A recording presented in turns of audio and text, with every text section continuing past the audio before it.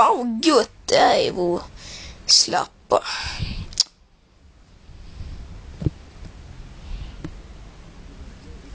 Ska jag gå till jobbet här?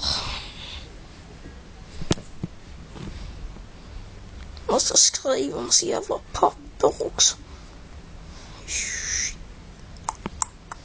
Vad fan, det kommer chefen.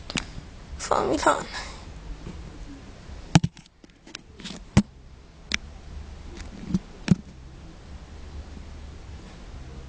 Hej, vad gör du? Du måste göra läxor eller skriva papper. Så, jag går och kollar dig snart. Ja, då var det dags att gå hem.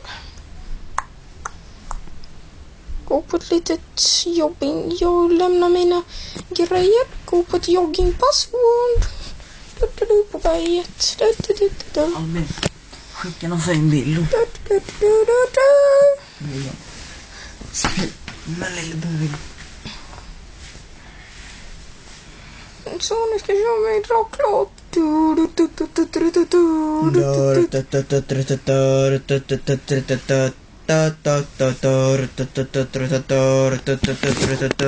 Är klar?